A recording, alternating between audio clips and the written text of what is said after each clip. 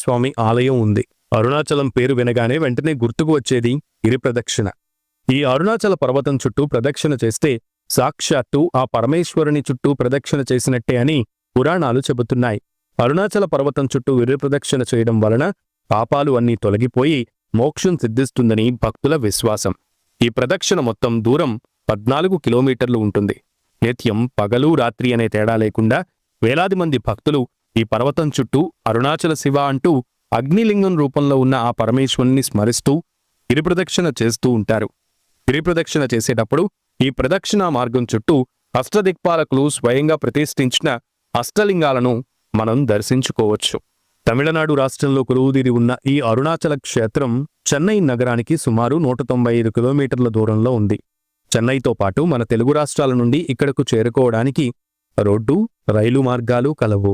ఓం నమో అరుణాచలేశ్వరాయ నమః.